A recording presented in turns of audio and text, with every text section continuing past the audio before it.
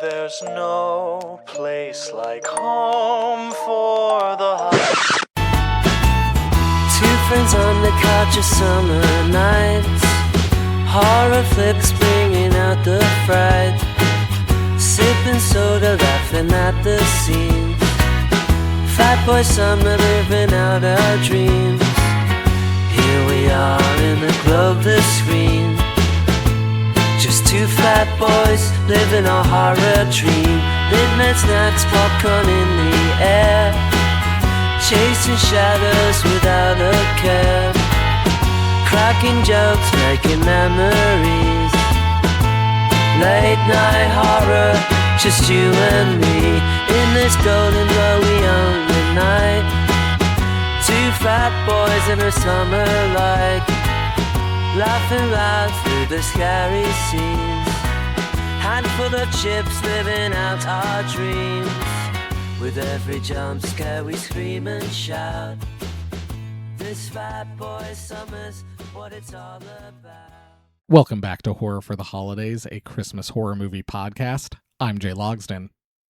And I'm Jeff Searcy. And it's week 2 of Fat Boy Summer. We're out here on the road. We're out here on this road, Jay, and you know what I have to say to this audience? What?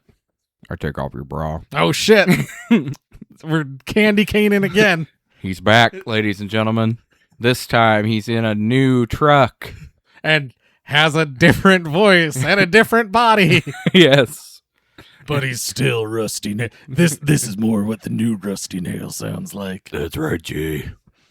I'm Rusty Nail. And my favorite thing is, like, he shows up, literally, like, says the first thing that, like, Ted Levine says, or, you know, says the thing about, like, the cleansing I like how rain. the rain washes everything away. And it's like, but you're not Ted Levine. Like, no. That's right. We're talking about Joyride 2, Dead Ahead. You know what makes me think it's going to be a great sequel, Jay? When they wait 7 years to make it. Yeah, we're hitting the road. Released October 7th, 2008. Yeah. What took them so long? Striking while the iron's hot for this Joyride thing.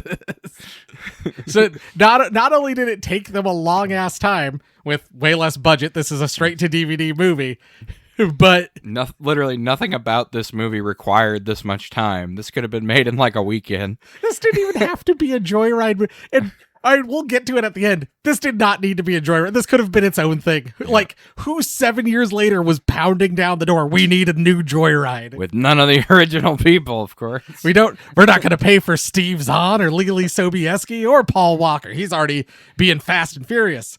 You know, they could have paid for Ted Levine, but they chose not to. Yeah.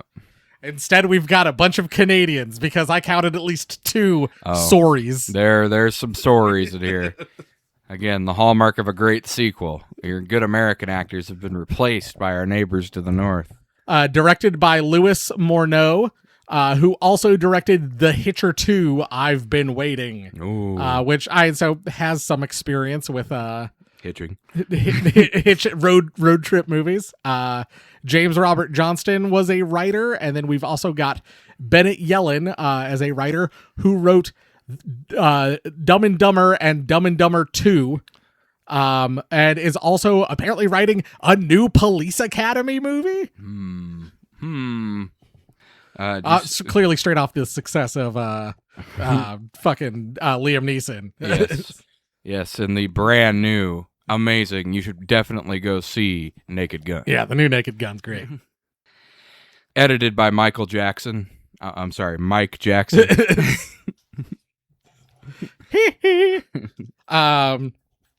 They just made a movie about that guy, I think. I heard about that, yeah. About the famous editor.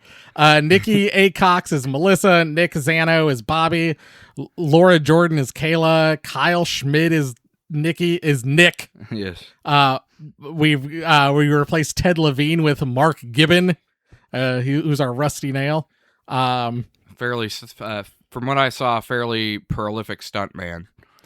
Daniel Bolu is Bald Trucker, and Jeff, we saw him earlier this year as Shy Guy in Valentine. Yeah, of course. You know, Shy Guy. Yeah. Also known as Joyride, End of the Road. IMDb estimated the budget at $5 million. You forgot the most important character, Jay. Crystal Verba played Lot Lizard in the beginning. Gotta love those lot lizards.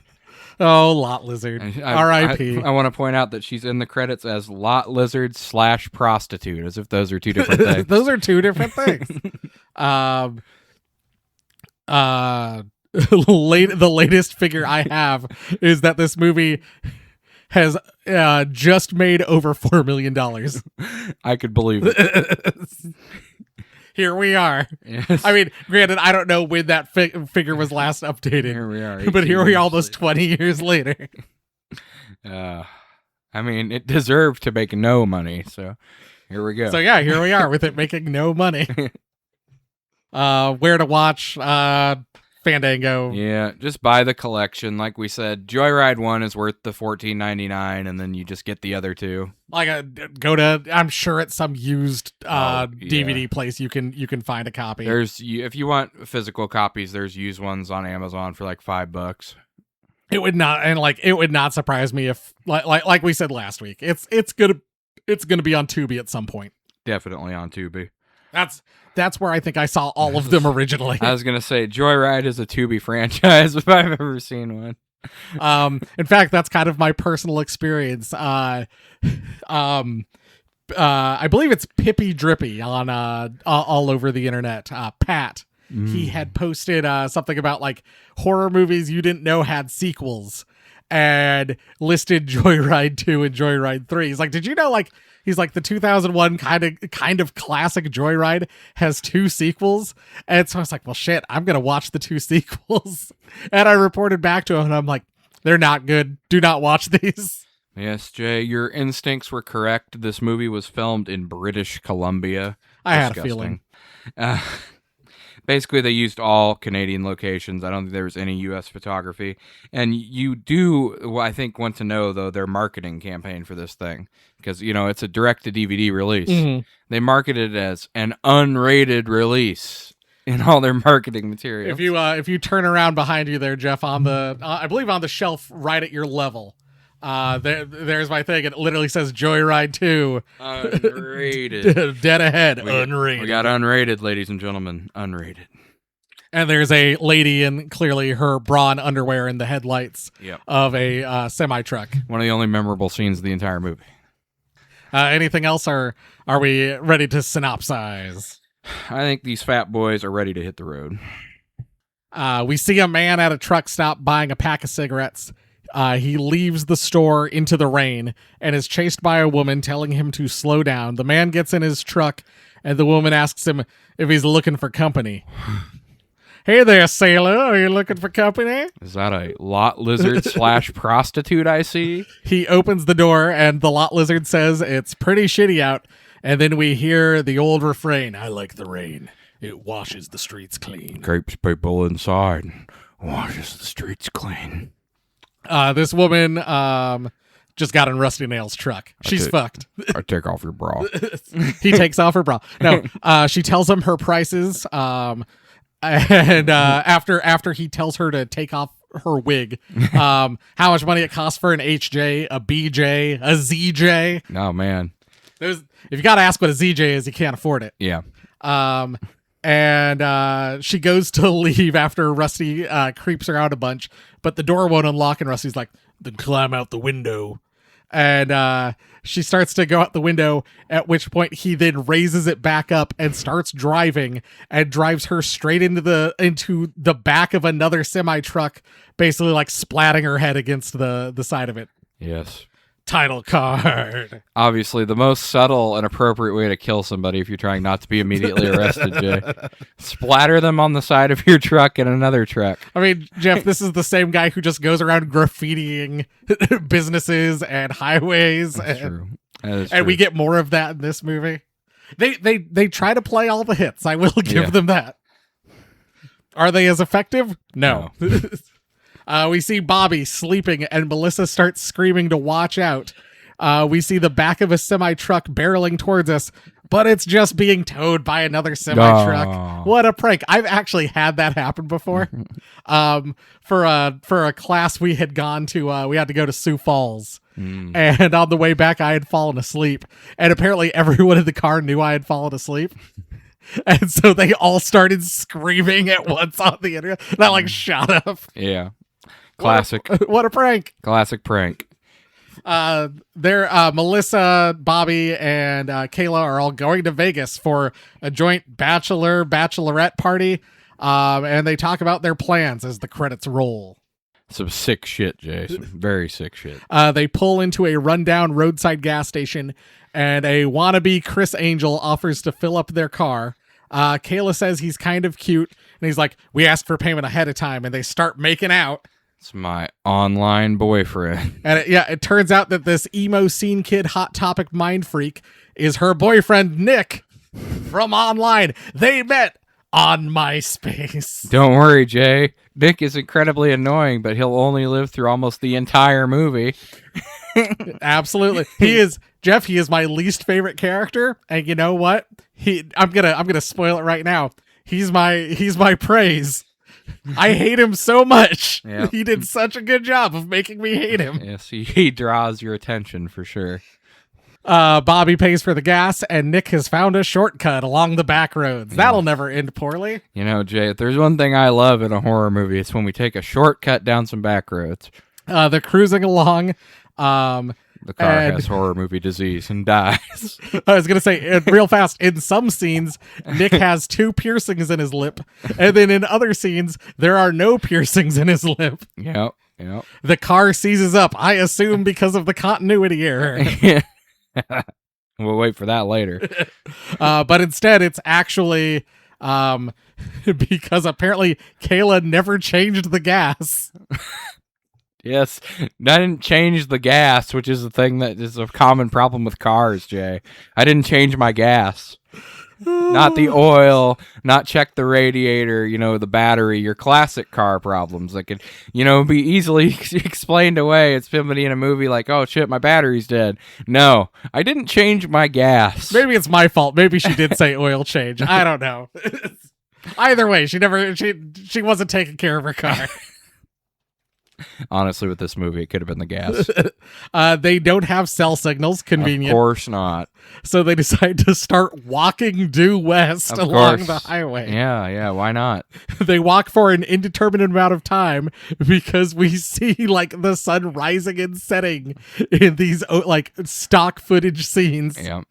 Until they find a house in the middle of nowhere. Oh. That appears to be abandoned.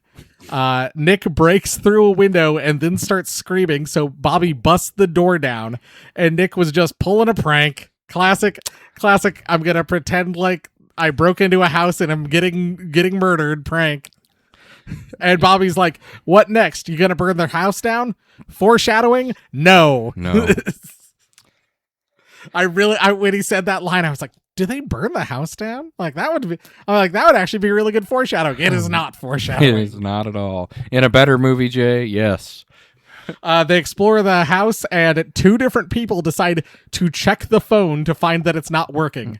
I believe Melissa goes, picks up the phone, finds that it's not working, sets it back down on the receiver, and then Kayla goes to the exact same phone, picks it up, finds that it's not working, and then says like, none of the phones work. You checked one phone. Yes, I believe this is an attempt at capturing the Steve Zahn-ness of the first one, but falls completely flat.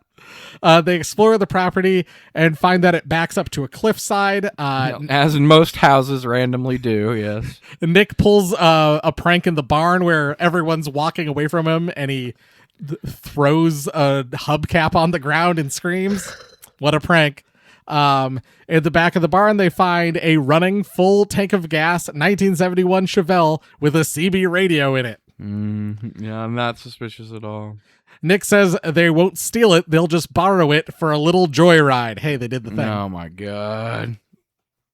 Stop. They take the car and drive off. And after that, an ominous semi-truck arrives at the property. Which I don't know if you did this, Jay, but I went with the thing that the semi is just haunted and not actually occupied by anybody. It's just following them of its own free will. Also, Melissa left a note explaining that they stole the car. Yes. And gave them her phone number, and she's like, "We'll bring it right back." But little did they know, Jay, that Rusty Nail has his ability from the last movie to know who everyone is and where they are at all times. At all times. The next day, they decide to head to Cedar City to get a rental car so they can return the Chevelle back to the property that they stole it from. Yes, don't you love needlessly complicated side plots about car logistics, Jay? In a 90-minute movie. They arrive at the Big Wheels Diner, and Nick proceeds to insult all of the truckers in there. And then Bobby goes to the bathroom, and we see an ominous-looking semi-truck pull up.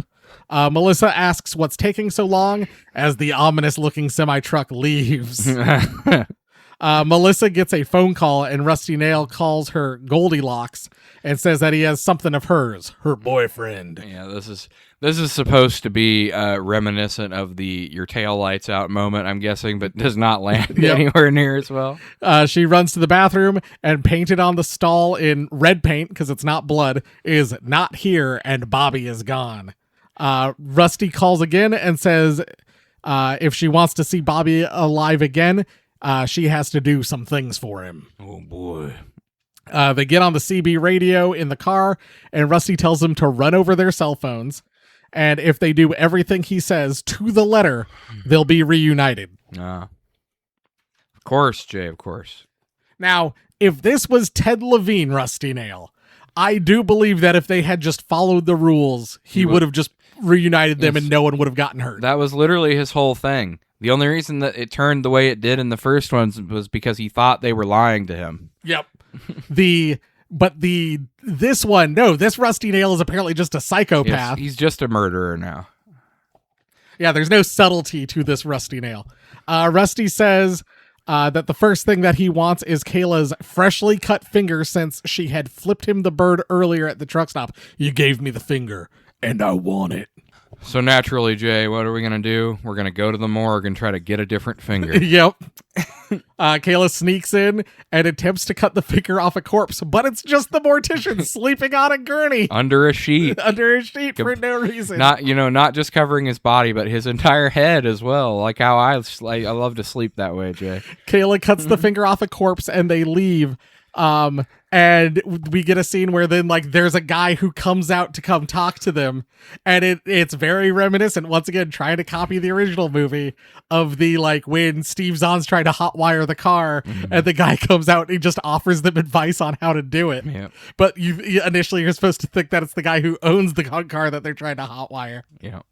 This one, the guy comes up and then he just yells at them, and he's like, "This is a no parking zone. How many times do I have to tell you this?" Yep. And with a more charming cast, this scene might have been funny. They arrive at Sahara Gravel Company with "Here" painted on the sign. Kayla and Nick hide, and Rusty tells Melissa to get out of the car and strip down to her underwear to make sure she's not wearing a wire, and to make it slow. He wants to enjoy it. Now, Jay, in the interest of equality, I do have to point out, as I did before we went live, our boys in the last one had to strip naked. What's the deal? I don't know. This Rusty Nail's not as fun as the old one. I mean, yeah, we gotta see Steve Zahn ass in the last movie. And in public, Steve Zahn was hanging dong. Zahn dong. It's true. And then after he says that, Rusty Nail gets off and cuts off Bobby's ring finger. Melissa gets into the headlights of the semi-truck, strips, and walks up and places the finger on the foot step up to that you take up to the truck. I don't know if it has an actual term. I'm sure it does. I couldn't think of it. And the door opens, and it's not Rusty Nail. It's some other trucker, some weird truck driver who says he pulled over because someone told him that there was going to be quite the show, but Melissa's not her type. He likes super Mongo jugs, circus boobs. Your titties are too small anyway. I like them super Mongo jugs. Circus boobs. Yes. Is that a term? No. Super Mongo, sure. I completely believe it. I've never heard circus boobs as a term before. Not once in my life. No. Maybe it must be a Canadian I was going thing. to say it must be a Canadian thing. People in Nova Scotia, they're always talking about circus boobs. Melissa gets back in saying they did everything, and Rusty says, no, you didn't, that he saw them at the morgue, and that he knows the difference between a freshly cut live finger and one from a corpse, and if they want to see the difference, to check the glove compartment where Bobby's finger that he just cut off is inside. Indeed. They then listen as Rusty cauterizes the wound with the car lighter. Melissa asks what he wants, and he says, we're not finished. Heck of a joyride, isn't it? They did the thing again. Oh my God, they did it.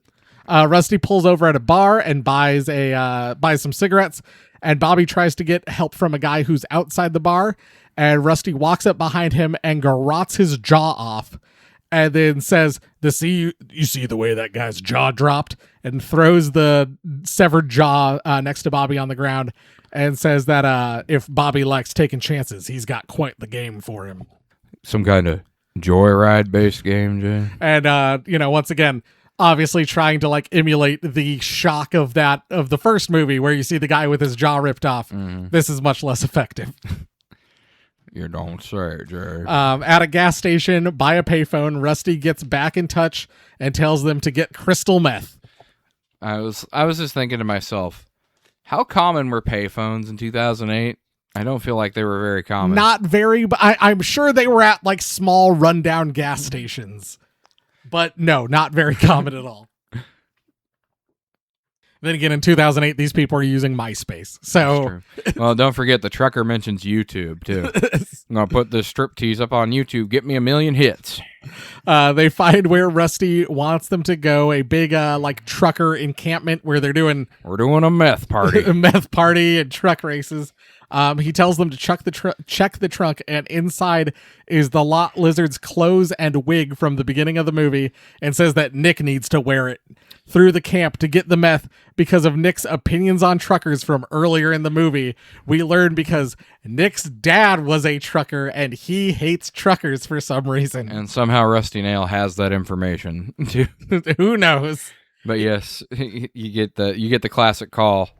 I'm gonna need you to dress up like a woman. I'm gonna need you to take off your bra. I'm gonna need you to put on a bra so I can take off your bra. Yeah. Nick initially refuses until Melissa pulls a knife and threatens his life, and Nick immediately drops the tough guy bravado. And he even admits that his tattoos are fake, and he starts like rubbing them off. This movie needs Steve Zahn bad. Nick makes his way across the camp, and the girls follow, just wearing the most conspicuous hoodies. Yeah. Real subtle. And then out pops Rusty, who takes Nick and tosses him in his truck. They then try to follow his truck, and they get to the exit of the little encampment. But Rusty's truck is somehow behind them. It's behind them, even though they're following him down a straight road with no turns. It's amazing, isn't it? He then chases them down the highway and is able to run them off the road and flip their car. Which, pause here for one of the biggest plot holes in the entire movie. So he's mad that they took his car, proceeds to destroy his car. Yes. Yep. Yep. Jeff, this is exactly what happens. Yeah. Just wanted to throw that out there. He then slowly backs away and just keeps slowly backing up down the highway. Kayla comes to and is able to wake Melissa up, and she grabs some broken glass and cuts Melissa free from her seatbelt. Yes. But Kayla's leg is pinned and she is trapped inside the driver's seat, and so basically distracts Rusty so Melissa can get out to safety and sacrifices her life, I think, is what happens. That's what's implied, I think. But yeah, it lands with the impact of a wet noodle. Because Rusty does think Melissa is dead. He then, yes, as you said, Jeff, he immediately proceeds to plow through the car that he is mad that got stolen with his semi-truck. Yes. Which, again, this does even though that's a 1971 Chevelle, which means that thing is built of solid steel, does absolutely no damage to his truck. Yeah, his truck's fine. Rusty arrives back at the house from the beginning of the movie and hauls Nick out. Or take off your bra. And Nick's still wearing the Lot Lizard's clothes. He sits them both at a table in a barn across from each other and tells Nick to roll a pair of dice. And the first time he does it comes up 5, and painted on the wall in red is 5 kneecap. And he like shoves something through Bobby's kneecap. Bobby then rolls a 7, and apparently 7 means you're safe, so nothing happens to Nick. Nick says he doesn't want to roll, and Rusty goes to rip his lip ring out and determines that that's also fake. That's awesome. Nick rolls a 4, which is chest, and Rusty takes a nail in the shape of an R, a rusty nail, yeah. and heats it up with a blowtorch and then brands Bobby with it. Bobby then rolls snake eyes, and Rusty shoves some rebar through Nick's skull. I think that's all that happened. Melissa finds an auto shop, breaks in, and steals a police motorcycle. Of course. Rusty hauls Bobby out to his tractor trailer and wraps a chain around his neck, hoisting him up inside. And Melissa arrives. She gets the jump on Rusty and beats him with a shovel. She frees Bobby, who tells her to run, and she flees in the semi-truck. But Rusty is on top and breaks through the window, and they do the classic hand fighting as they're driving down. Bobby is able to escape the trailer, and Rusty kind of gets like thrown back into like the back of the semi. Yeah. But then somehow there is a secret passageway that allows him to get inside the semi. Of course, yes. Rusty makes his way into the cab and starts like, I think wraps his hands around like Melissa's neck, and she drives into a propane tank back on the property, lighting the truck on fire, and then drives off a cliff, but she jumps out at the last second. But we're somehow, even though she was driving full speed off this cliff, it lands directly at the base of the cliff. Yep. And we assume Rusty Nail died inside. Do we really, though? Bobby and Melissa reunite and stare at the wreckage. Bobby says, "It's over." And Melissa kicks Rusty's wallet into the wreckage and says, "It is now." Cut to black.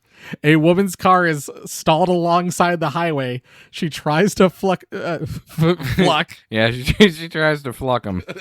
She tries to flag down a semi-truck, and a burned up hand opens the door, and Rusty Nails says to her, "Get in. She'll catch her death out there." We get a Rusty Nail chuckle, and then the credits roll. End of movie. I take off your bra. I'm taking off your bra. Oh, God. Fuck this movie. Fuck it. Fluck it. You know what? Fluck this movie. I was going to say, that's going to be the tagline for this episode. Fluck it. What category? Oh, do you have anything else before we jump into categories? No, I think we covered it pretty well. There were so many moments where I'm like, that's gotta come back, right? And then it just kind of like doesn't. This is the textbook bad sequel. It tries to do what the original did, but can't do it. It has plot threads that go nowhere. It's just not even, it feels like an unnecessary sequel in all the worst ways. You had the perfect Rusty Nail thing. He ends it or whatever. Depending on what ending you watch, he drives off or whatever. It's like, so he's still out there. It's like the classic John Carpenter ending to Halloween. That's why he ended it that way, because Michael's still out there. You're not supposed to bring him back again and again and again. In 7 years. Until he gets bad. And Rusty Nail came back once and it was already bad. I will say, Joyride 3 is the one I remember the least. And oh my God. But I will say that I at least think they do a good job of like subverting just like the road trip aspect. Like there's a little bit more to like the inciting incident of Joyride 3. So well, thank God for that, because this one was dull as hell. And as everybody knows by now, if you've listened to enough episodes of this show, that's the thing we hate more than anything else. A boring ass movie. Yes. CB chatter. I don't know about favorite quotes. Quotes that stuck out to you. Actually, as I say, quotes were honestly the highlight of this movie. Of course, your titties are too small anyways. I like them super Mongo jugs. Yeah, you heard me. Circus boobs.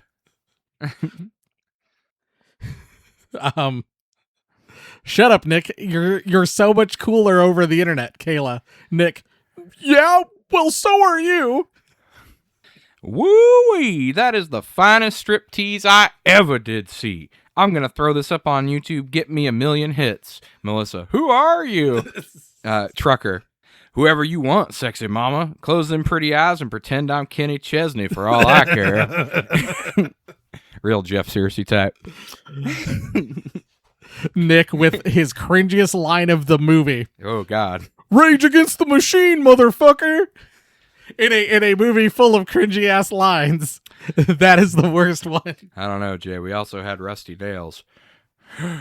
Heck of a joyride, isn't it? Even though they already said joyride. When Nick first joins the group, Melissa says to Kayla, "Fine, but you have to promise to feed him, water him, and clean up after him." Which, I mean, yeah, if a fucking Chris Angel had walked up to the side of my car, I would also... A wild mind freak walked up. Oh, man, those little mind freaks, they're going to freak your mind. Get in. You catch your death out there. Which one's yours again? Bobby stares at Nick.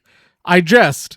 And then Bobby goes, I don't understand anything you said. You have 2 rings. You have 2 things right here, pointing to Nick's 2 fake lip rings that sometimes disappear in the movie. She gave me the finger. Now I want it. She gave it to me. Figure it's mine to keep. They pull up to a gas station. Melissa says, "Congratulations, Kay. You found a genuine ghost town." I like the rain. Keeps everybody inside. Washes everything clean. Said much worse than Ted Levine. I actually, I don't know, was this in the first one or not after I read it to you? You want out, there's your exit. I don't think it is. I think that was I thought that was a good original Rusty Nail line from this then. Like Rusty Nail's probably the strongest part of the movie. Oh, he was my positive for the movie, yes. Even though he's not as good as Ted Levine, he's still the best part of this movie. Do you have any other quotes? Oh yeah. I can't tell if the Goldilocks thing was supposed to be his taillight moment or this is, so I guess you tell me afterwards. Melissa, I don't understand. I did everything you asked. No, you didn't. I saw you down at the funeral parlor. And Kayla's like, what's going on? And Rusty Nail's like, there's a big difference between a freshly cut live finger and one snipped from a corpse. Less blood in that one you got there. Stiffer, paler. Nails all yellowed. No nutrients deteriorating. Want to see what a fresh one looks like? Check the glove compartment. I think that's supposed to be the more like after Steve Zahn throws the CB radio out. Because I think you're right. I think the Goldilocks moment, like, your blonde hair. Yeah. Like, that's why I'm calling you Goldilocks. You broke into my house, like, just like Goldilocks, like, you know, with your blonde hair, like that. I think that's supposed to be the get that taillight fixed. Yeah. But yeah, that's all I got. Fuck it. We've been talking about it enough. Busted headlight or busted taillight, one headlight. Yes. One thing you want to fix, Jeff. One thing you want to praise. It was really hard. This is one of those movies where it's hard to pick one thing to fix, Jay. But if I had to, I picked... We got to get a writer in here. A real writer, Jay, that can write a plot that actually makes sense. Not the writer of Dumb and Dumber and... Co-writer of Dumb and Dumber. He literally... Rusty Nail's motivation in this movie makes absolutely no sense. It makes a little bit of sense at the beginning, but then as things escalate and it goes on, it makes less and less sense. Okay, so people break into his house, which apparently he's just hanging out watching somewhere in his truck, right? Because he knows all this information. They steal his car, which he seems very pissed off about. He knows how to find them immediately, follows them, starts to torture him, then destroys his own car, which was the object of what he was following them for in the first place. He was mad about, yeah. Yes, and then proceeds to continue to follow them anyway. So we got to have a plot in here somewhere, don't we? Nope. Nope. The movie got made. I also love how they never bring up the fact that they need to get to their bachelor/bachelorette party again either, ever. I think they bring it up the next morning, like where they're like, "Oh, we'll be to Vegas by evening," and then that's never it again. Or like you said, the plot threads that they leave around, like, what are you gonna do? Burn his house down? Never amounts to anything. Would be a great thing if they think they have Rusty trapped inside and burn the house down, and then his semi comes plowing through the front of a burning house. Yeah. Would be a great scene. That would be fantastic. Does not happen. Nope. We get nothing of note in this movie. That's what, if this movie needed a tagline, it could be Joyride 2, End of the Road, Unrated, nothing of note. My busted taillight is get Ted Levine back. Mm-hmm. Like, you can't tell me it would cost that much to get the No. original Rusty Nail. You could have Mark Gibbon be the body. I mean, But get Ted Levine for the back. voice, Come yes. I mean, come the fuck on. Ted Levine was on Monk. It's not like he's demanding a high salary to appear in your shit. on. Right? And it's like, like I said to you on the last episode, is my headcanon is that like Rusty Nail is A moniker that's passed around. Yep, like is Dread supposed- Pirate Roberts. Yeah. but like clearly it's not, because this is the same shit, except also it is because this Rusty Nail is nothing like the first Rusty Yes, Nail. he's clearly not the same guy, even though he drops references to everything that happened in the first movie like he was there. And I believe in the third movie, even's like, I one time knew a candy cane. Oh my It happens in the God. third Oh movie. my God. And it's like, okay, so you are all the same person, even though in the next movie it will be a third different Rusty Nail. With no burned hand, I'm assuming. I think he has tattoos on his hand in the third one. Ah, okay. A thing you want to praise. You had already said it. Yeah, I mean, we've talked about it a bunch. Rusty Nail, while not anywhere close to as good as the one in the first movie, is still the most interesting thing about this one. His powers are even more incredible this time around, as tends to happen with slashers, Jay. He seems to be even more omnipotent, and his truck is even more invincible and can go places without getting stuck in this one. I mean, he's got some of the best lines. It doesn't work as well as in the first one because you don't give a shit about these characters at all. But I mean, he has a scary presence, I would say. I think it is a problem with like direct-to-video sequels where you don't give a fuck about, like, they don't do anything to make you care about the victims because they're not big budget. They're like, oh, what do people want to see? They want the scares, they want the kills, they want the action, The callbacks. and so like, oh, we're just gonna like be chock full of that shit, and you're just, oh, but this isn't what I want. Like, No, generally when you head for a sequel, you're wanting something original. My one headlight, my praise. I already said it. Kyle Schmidt is Nick. From the second he appeared on my screen to the moment he got a piece of rebar shoved through his skull, I hated him so much and was so happy to see him suffer and ultimately die. 10 out of 10 hate watch performance. I literally knew as soon as he was so fucking annoying in the first scene, I'm like, well, he's gonna live through this whole fucking movie, isn't he? And he almost did. There was a moment where I went, am I misremembering this movie? Does Nick live the whole time and Bobby gets killed? Oh, And I was like, that would make this movie even worse than it already is. But thank God that piece of rebar yes. got shoved through the top of his skull. Unfortunately, it's only about 15 minutes from the end of the movie. Seeing the sights, sets, costumes, etc. Boo. Boo, Jay Logston. Boo. They're not good. There's nothing in here. It's just, it doesn't even, I mean, the first one was not like amazing or whatever, but at least captured that road trip feeling and spirit. This one does none of that. Areas are bland. The locations are bland. You don't have any of the like colorful supporting characters to build out the places like you have in the other one. No Sheriff Bobby or anything like that. I mean, the truck doesn't look as good in this one, I would say, in the special effects scenes, even though that's clearly where they dump most of their budget. It's just, it's not good. Besides the opening scene with the rain and the ending scene where it's clearly on a completely different stretch of road, it looks like the majority of this movie took place the 10 miles either side of a small town where they could film like the funeral scene. Yeah. Everything else looks like it's filmed like, oh, the Savannah gravel or whatever looks like the exact same place where they're having the fucking truck, the truck encampment meth party. Yeah. The gas station, at the truck stop gas station at the beginning, where Bobby gets kidnapped looks like the same truck stop that they're using the payphone at later, which looks like the same truck stop gas station, automotive shop that she steals the bike from. It's the same place like all 3 times. It is indeed. All of the actors felt like their costumes all looked very mid 2000s. Yes. Which it was. The most interesting costumes were the ones worn by all of the extras, the people in the diner, all of the truckers. Unfortunately, you get to spend 0 time with any of them.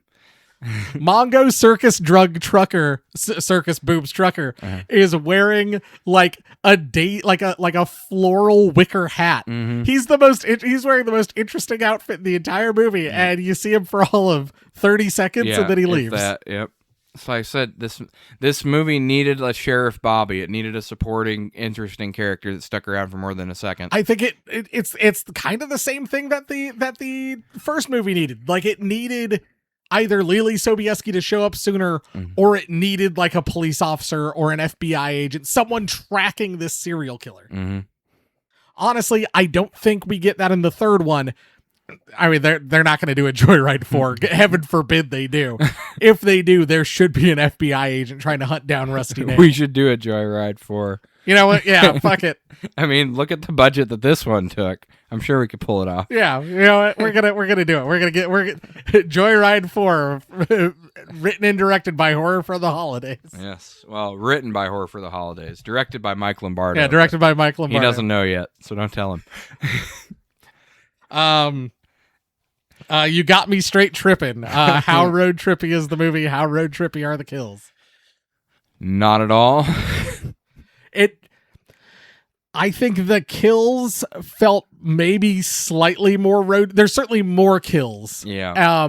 Some of the kills are certainly themed around Vegas.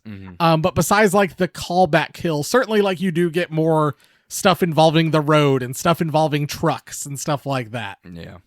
But the movie, I mean, it's they're going to Vegas, but like it doesn't.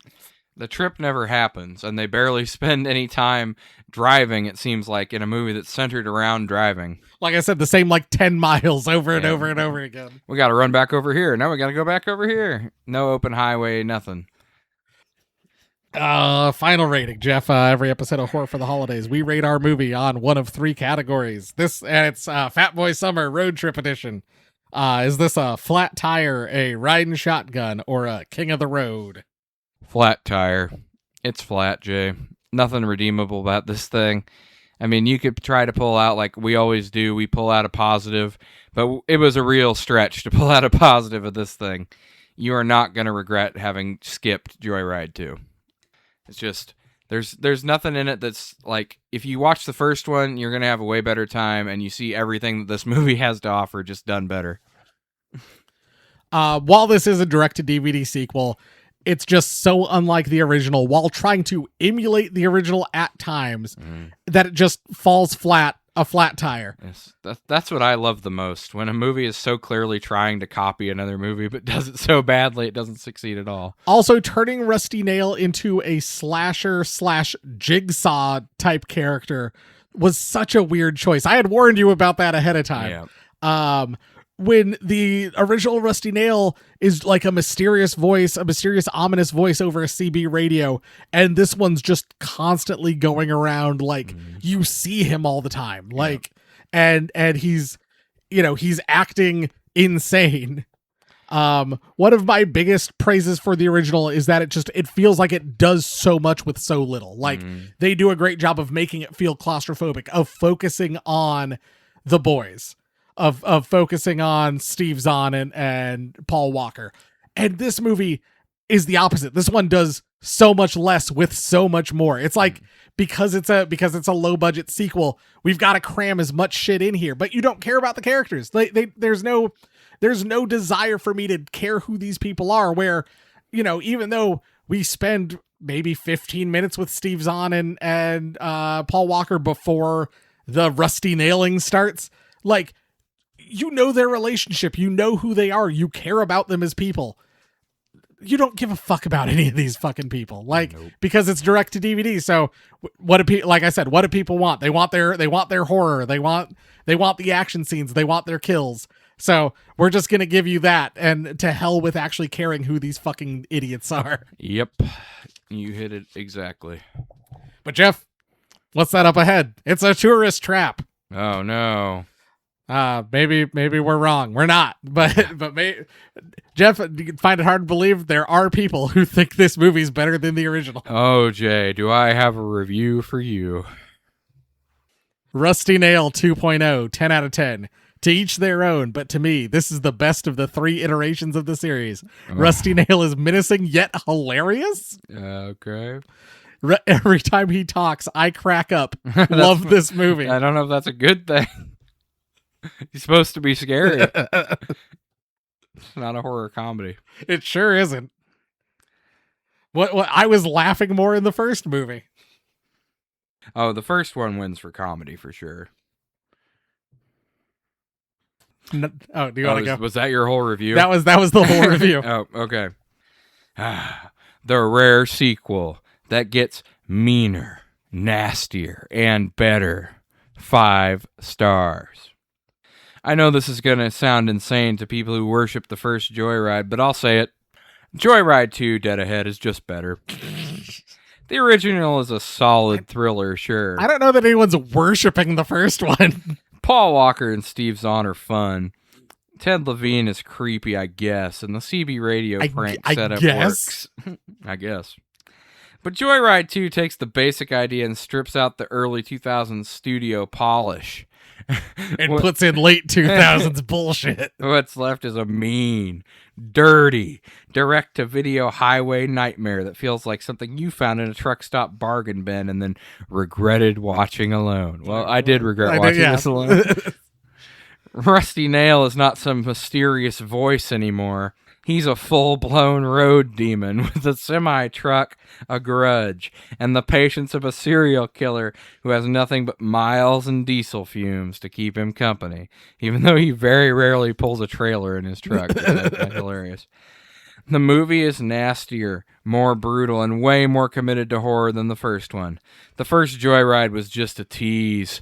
Joyride 2 rams it through your windshield. Is it classy? Ramming something. Is it classy? No. Is it better horror? Absolutely. 5 out of 5 stars. Rusty Nail finally becomes the monster he was meant to be. Yeah, that's what I think of for my horror movies. Classy. I love a classy horror movie, Jeff. Me too.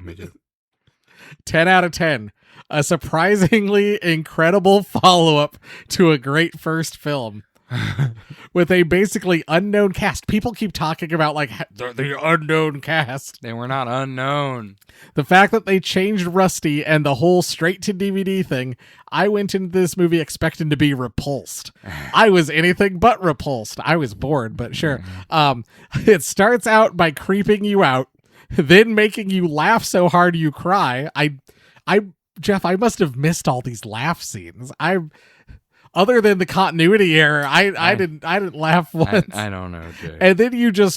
And then just full out blows your mind with the elaborateness. Oh yeah, so elaborate, such rich plot. The actors need high recognition because I will probably be slammed for this. I think they did a way better job than Paul Walker, Steve Zahn, and Leelee Sobieski. Huh? This movie had nothing going for it, and it could quite possibly be the most amazing direct-to-DVD sequel I've ever seen. I don't know if that first line interacts well with the second part of that line. Yeah. So basically an awesome movie, 5 incredible actors, and some of the most elaborately sadistic scenes ever filmed. What? You barely get any gore. What? Give it a chance. Even if you're not a fan of the first one, this one is still great. It locks you in from the beginning and never lets go. Jay. I give it a perfect 10. Jay, we gotta stop, Jay. I don't feel good. I don't like this anymore, Grandpa. Well, that's too damn bad. You ready for this? I am. 10 out of 10, the superior road horror movie. I will defend Joyride 2 Dead Ahead until my dying breath. The first movie is good, but it's basically a prank thriller that turns into a chase movie. The sequel is pure road horror. It understands the nightmare better, being stranded in the middle of nowhere, realizing the person hunting you knows the roads better than you ever will, and that no help is coming. The desert roads, the isolated diners, the broken down cars, and the nasty little traps all work. The one broken down car. Yep. The one diner. The dubious amount of traps. The same stretch of road over and over again. There's no safety in this movie, Jay. Every building looks abandoned. Every stranger seems Because it's the same useless. buildings. And every mile feels like Rusty Nail owns it. That's why it beats the original. The first movie is about young people getting in over their heads. The second movie is about accidentally wandering into a killer's kingdom. And Rusty Nail's kingdom is the highway. Rusty Nail's kingdom is the highway. Why it end, how it ends. Why it Jay. end the way it is. Exactly. Why it end the way it is. 9 out of 10. Much better than the predecessor. Fuck. Really great movie. I'm usually mistrustful about a sequels and did not expect something special from this flick, but I watched it at a heat and I don't regret for a second about the spent time. It's atmospheric, dramatic, severe, nasty, sometimes painful to see the brutal, but at the same time still giving tiny hope for a victory. Likeable, charismatic lead actors. I would not describe these people as likable or charismatic. No.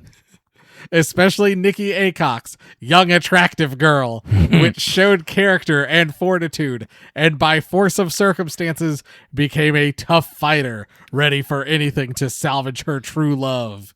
Camera work, special effects were very good, no doubt. In my humble opinion, this is the classic example of how the horror movie should be made. Decent sequel. Oh, so now we're down to decent sequel of the first part from 2001. You titled it much better than the predecessor. Bravo. I gave 9 out of 10. 31 people disliked that review. I had a review that pretty much sums up the movie for me, Jay. 0 stars, if I could. Ooh. 1 out of 5, of course, on Google Review. You want to guess what this review is, Jay? It's one line. Why it end the way it is? No. Even better. Is it, there's no bra taking off. Why no Super Mongo jugs? You know what? Good point. Why no Super Mongo jugs? That's what I'm saying. Fuck me, Jay. There's Big none. old circus boobs. No circus boobs to be had in this thing. In fact, the only pair of boobs you get to see clearly are dead. 9 out of 10. More intensifying. Yes. Less star power. Yes. Who cares what other people say? Yeah. The first Joyride film had star power in it. The sequel The sequel is filled with unknowns. To me, this movie focuses on the sadistic trucker Rusty Nail. He drives a Peterbilt, and he is one trucker you don't want to cross. One rainy night, Rusty Nail leaves a truck stop for some smokes, and a lot lizard tries to get some service. I think tries to service him, but sure. Little does she know, this was the wrong trucker to service. Oh, boy. Freaked out by his requests, he doesn't request. I don't think he requests anything other than she take off her wig. Yeah. She tries to leave. A heads up that came too late. Then later, an engaged couple are on their way to Vegas with her sister and her punk boyfriend. I believe he's third wave punk emo, which was maybe the second cringiest line in the whole fucking movie. Along the way, the car breaks down and they walk to find service from the lot lizard. Yeah. They come across a house and they find a 1971 silver Chevrolet Chevelle that is full of gas and ready to roll. After leaving the information behind to the owner, that's when the nightmare begins. After the foursome go into a diner, the fiance is grabbed by the trucker, and the head games are insured. Insured? I don't know.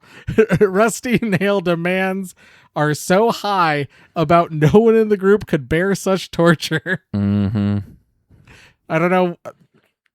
I mean, they watched the same movie, but this is My soul is leaving my body. like sending out a severed middle finger, or the fiance do a striptease to a trucker who later wasn't Rusty Nail. I mean, if anyone has someone he was never Rusty Nail. He wasn't later not Rusty. I mean, if anyone has someone of life meaning, you would go to extremes to get him or her back. My major question is, who is this Rusty Nail? Yeah, Better- that's my major question too. Better yet, what is he? Yeah, that's right. What is he? If you thought Duel was spooky, this movie will make you think twice about hating truckers. Yeah, you'll like truckers because otherwise Rusty Nail will get you. Oh, come the fuck on. 3.5 out of 5 stars. What the fuck? Gave it a 9 out of 10, but then rated it a 7 out of 10. Okay. That's my last review. Okay, here we go. The original Joyride is the better thriller. Joyride 2 is the better Rusty Nail movie. Fuck you. And that's why I like it more. It turns him into a true road slasher, cruel, relentless, weirdly theatrical, and completely at home in the middle of nowhere. The movie is grimy, violent, and unashamed of being trashy. It doesn't have the polish of the first one, but it has more of a personality. Sometimes the junkier the movie, the better. 4.5 stars. Jeff, to answer your question, no, he's not all burned up. There's our new Rusty Nail, Motherfucker. who's clearly a third different actor. I was going to say, is that Stone Cold Steve Austin on there, Jay? No. Damn. Texas Rattlesnake could have made a good Rusty Nail. Oh man, fucking. If you want me to give Candy Cane a stunner, give me a hell yeah. I killed 1 hitchhiker. What? 2 hitchhiker. What? 3 hitchhiker. What? 1 lot lizard. What? All right, Jeff, we're sitting back in the diner. We are. Where Rusty Nail walks back in? Where are you having this Rusty Nail sit? He has to sit in the corner across from the other Rusty Nail, but in the position where he's like not quite lit up because he's worse than the first one. I was gonna say, this one is clearly like a psychopath, where the first one was more just, like I said, like an ominous presence. I think honestly the first Rusty Nail would have fucking killed this guy. Oh, absolutely. I think he gets weaker. Yeah. Even though the traps get more elaborate. I was going to say, as he gets more weird and irrational, he gets less scary for me. The first one is more scary because he had like some kind of twisted code or honor system or whatever. This guy's just like, I'll kill you no matter what. I'm glad that's over with. Oh, God. Time for Joyride 3 next week. No. But, Jay, no. But first, it's time for this. Jay, no. Garbage day! Huh? No!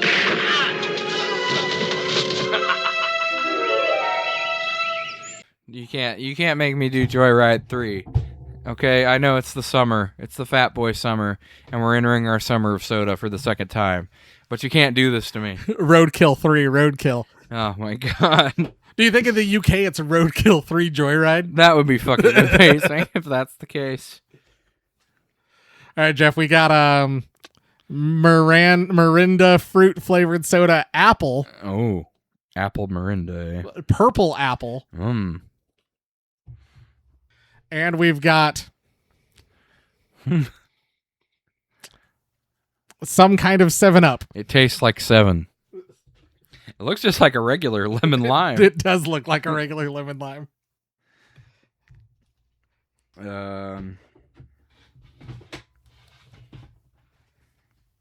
Oh, it's salted lemon. Okay. So you're going to have a little salted lemon with your... it's on the label there. Oh, it sure is. Salted lemon flavored soda. All right, fuck it. Let's try salted lemon. Let's taste some salty lemons. Rusty Nail hates them salty lemons. Gonna offer me salty lemons and not give me salty lemons? I'll take off your salty lemons. I take that bra off your salty lemons. Yeah. All right, here we go. He should have told Nick to take his bra off. He should have. Would have made the movie better. Would have made the movie a 10 out of 10. No smell. None at all that I can smell. No, not really. All right, here we go. No, Jeff, that's because you have COVID again. Oh, damn. Huh. Got the salt part right. That is salty. I don't hate it. It's weird. It's kind of weird. I weirdly kind of like it. I mean, this is like, I think this would be good to recover from a hangover with. I agree. Maybe this is what the Japanese people drink after going out drinking all night. Maybe. I don't know. It's pretty, like I said, weird but good. All right, we'll see what apple Mirinda. Let's see how Mirinda tastes when she's been soaked in apples. This 100% smells like grape. This is not apple. I thought it was grape because it's purple, but I'm like, it says it's apple on the label. Well, here we go. Oh, that's 100% grape. That's a grape soda. Also, I think the salty lemon from the 7-Up is making this salty grape in my mouth. Oh, also, I still can't get over the fact that it's made by NetEase Games. Yeah, that's who Mirinda is, apparently. Well, that's a thing. I gotta say the 7-Up is better. Yeah, I think the 7-Up's better. We've had a little bit of correspondence. Our listener Batsy Klein got in touch for the Joyride episode and said the only thing she remembers from Joyride is candy cane. Candy cane. And I'm like, well, hopefully you enjoyed the Joyride episode, Batsy, because there was a lot more. This one had a lot less candy cane, had a lot more Goldilocks. That's our only two named listeners, I think. Spencer and Batsy. Yep. And Robert gets in touch on occasion. Oh, yeah, that's true. Robert, too. I think we've had a couple other correspondents. All three of you, I take off your bra. Oh, shit. Rusty Nail just did it. Anyways, if you want to get in touch with us, send us an email. Let us know your thoughts on Joyride 2. Or don't. Or don't. Or if you want to look at the Instagram image I posted for the Joyride 2 image, I made sure to get a little bit of that Steve Zahn in there from the Joyride 1 cover because it's a double disc set. Send us an email, horrorfortheholidays@gmail.com. We're all over social media. We are at horror4holidays. That's horror, the number 4 holidays. YouTube.com/horrorfortheholidays. Hit the subscribe button. Hit the bell for all your audio backup needs. We're on all the podcatchers. Give us 5-star reviews. Tell us 0 stars if you could, so we know you're a real sicko who actually listens to the show. Jay, tell them about the Christmas Podcast Network. The Christmas Podcast Network. They won't take your bra off. They won't, but we will. But we will. We're proud to be part of the Christmas Podcast Network. They've got all sorts of great shows over there. Go check them out. You know what I should have done is I should have looked up the name of Colin's Scrooge podcast so I could actually shout it out. So I'm going to do that right now on the air. Jeff, vamp for a while. Audience, I want you to know something. Or take off your bra. Yes, you. I'm talking to you. And you. But not you. Even I have limits as Rusty Nail. I'm not taking off your bra. Scrooge, a Christmas Carol podcast, I believe is what it's called. Thank God. That was running out of steam fast. Also, maybe it's not. Oh, my God. Might be something completely different. It says, if I can't figure it out, I'm going to try one other place. Hold on. You know what? I'm going to talk about a Christmas Podcast Network show host I actually know, Jerry D. I take off his bra again, like I did the last time. But no, listen to his show. It's fun. As hard as it is to believe, it's already almost the end of Fat Boy Summer after this episode comes out. What a time to be alive. Nope, unclear. But I don't know. Check out Kringle Talks Christmas or Lit for Christmas or the holiday season or Tis the Soundtrack. There's some Christmas Podcast Network podcasts to check out. I just grabbed some off this list. I swear Colin has some kind of Scrooge podcast. There's a low quality podcast on that network called Horror for the Holidays you could check out too. Absolutely do that. But yeah, other than that, I don't know what else. We'll see you next week. Oh, also, Jeff, normally vamping just means to go blah, blah. Oh, okay. Well, that would have been way easier. Blah, blah. Blah, blah. Sorry. For doing Horror for the Holidays Dracula. Blah, blah. Blah. This is what Dracula sounds like. Anyway, thanks for listening. We'll see you next week for Joyride 3 Roadkill, Roadkill 3 Joyride, Roadkill 3 Roadkill, Joyride 3 Joyride. Hey, audience. I see that blonde hair you got there. You're my Goldilocks. Take off your bra. Thanks for listening. Goodbye.